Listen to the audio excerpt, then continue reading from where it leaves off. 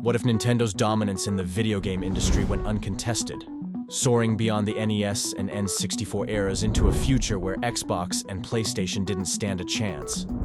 Now, snap back to reality. Where did things take a turn? Once the unchallenged titan of gaming, Nintendo found itself overtaken, sliding into a puzzling third place behind its younger rivals. How did a company that once revived the entire gaming industry struggle to keep up?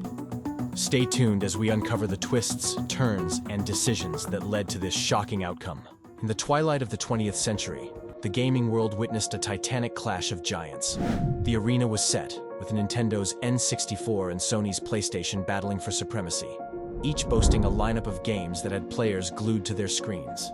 But as the millennium drew to a close, new challengers appeared on the horizon. Sony was doubling down, readying the PlayStation 2, a console that promised to redefine gaming. And then there was Microsoft, a newcomer with deep pockets and ambitious plans, teasing its entry with the Xbox and a game that would become legend, Halo. Nintendo, the company that had once breathed life back into the video game industry in 1985, after the crash of 1983, stood at a critical juncture. The dawn of the 21st century was the moment Nintendo needed to solidify its legacy and lead the charge into the future. Yet, despite their efforts and the deep well of creativity they drew from, Nintendo found themselves trailing in the wake of Sony and Microsoft's innovation and aggression. The question on everyone's mind: how did one of the pioneers of gaming, the creator of worlds and dreams, find itself in this position? As the calendar flipped to the year 2000, Nintendo stood on the brink of a new era. February 14th marked a pivotal change, as Chairman Howard Lincoln, a veteran who had been with Nintendo of America since the early arcade days, stepped down to become the CEO of the Seattle Mariners. Lincoln, the corporate face of Nintendo in the United States, left the gaming giant at a critical juncture, just before the storm that was the PlayStation 2's release, confidently believing in the success of Nintendo's next creation, the Dolphin, soon to be known as the GameCube. But the seas Nintendo navigated had grown turbulent. The company, long viewed as the guardian of family-friendly gaming, sought to shed its kids-only image. In a bold move, a star-studded Hollywood bash in 2002 aimed to catapult Nintendo into the broader cultural consciousness, with icons like Leonardo DiCaprio and Christina Aguilera lighting up the guest list. The glitter of the night suggested strength, but beneath the surface, currents of change were eroding the foundation Nintendo had built. Sales initially soared. The GameCube's first year saw units flying off shelves, outpacing expectations. Yet, this success was a double-edged sword, as Nintendo grappled with supply issues, leaving shelves empty and gamers turning elsewhere. The departures of key executives, Minoru Arakawa and Peter Main, added to the tumult, signaling a seismic shift within the company's ranks. Rumors swirled around Arakawa's exit, hinting at a sacrifice made for Nintendo's waning grasp on the American market. Meanwhile, Sony's PlayStation 2 established its dominion, unchallenged by inventory issues. And Microsoft's Xbox muscled into the fray, seizing a significant lead. Nintendo's struggle to meet demand had unintended consequences, pushing potential GameCube owners into the arms of the ever-available PlayStation 2, with its vast library of titles. In addition to this, the gaming landscape was evolving, and Nintendo was failing to keep up with the market, with mature, gritty narratives like Grand Theft Auto capturing the older audience.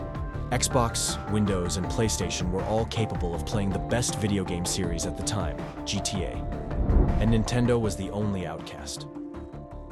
Nintendo's attempt to diversify with survival horror games and an alliance with Capcom for titles like Resident Evil 4 seemed like a step in the right direction. But even this partnership frayed, with Capcom eventually breaking the deal, caving to the lucrative allure of the PS2's massive user base. And yes, the PS2 version of Resident Evil 4 sold better than the once exclusive GameCube version. The departure of Ken Lobb, a pivotal figure in Nintendo of America's history, to Microsoft, was a blow not just in terms of talent loss, but symbolically. It signified a shifting allegiance in the industry. Lobb played a pivotal role in establishing great partnerships for Nintendo, including a partnership with Rare Ltd. a game development company known for creating some of the best N64 games, including GoldenEye 007. They were even the first company to develop the split-screen technology for the NES. But even Rare did not stick around for Nintendo despite their long-lasting partnership. The subsequent acquisition of Rare from Microsoft for a staggering $375 million was a testament to the changing times. Rare, a cornerstone of Nintendo's success in the NES and N64 era, was now under the banner of a rival. As 2002 drew to a close, the numbers told a stark tale. While the GameCube edged out the Xbox in global sales, thanks primarily to Japan's market shutting out the Xbox, it lagged in the crucial battlegrounds of the US and Europe. Nintendo, once the unparalleled leader, now faced a future where its identity and market position were in question. This period was not just a chapter of change for Nintendo, but a watershed moment in the gaming industry. The departure of key figures, the struggle to redefine its brand, and the fierce competition from Sony and Microsoft set the stage for a climax that would redefine Nintendo's place in the annals of gaming history. As the years unfolded, Nintendo and its GameCube teetered on the brink of a precipice. Despite releasing titles that would become legendary, like Animal Crossing and Metroid Prime, those titles weren't enough to draw the broader crowd into Nintendo, as those games were played mostly by Nintendo's hardcore fan base. While Metroid Prime did cause a small spike in GameCube sales, it wasn't enough to compete with the other guys. The shadow cast by giants like Halo and Grand Theft Auto 3 was vast and dark. Even the eagerly awaited Super Mario Sunshine stumbled, mired in controversy and disappointment, earning the unwelcome title of the franchise's lowest point. The console that once promised to carry Nintendo's legacy was floundering, unable to find its footing in a rapidly changing landscape. But the challenges didn't end with software struggles. As the digital dawn ushered in an era of online connectivity, Nintendo stood alone in the shadows, stubbornly clinging to a world fading into obsolescence. Xbox and PlayStation embraced the future, courting gamers with the promise of online play, while Nintendo's GameCube languished, disconnected, and increasingly irrelevant.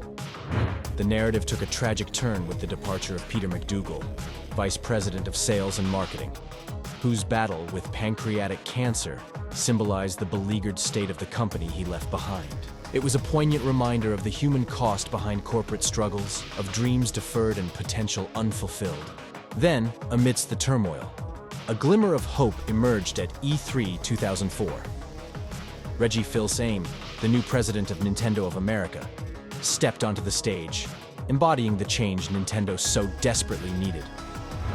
His promise to lift Nintendo from its nadir was met with cautious optimism, yet the weight of the task was palpable. The GameCube, for all its innovation and charm, found itself ensnared in a thicket of competition and expectation it could not escape.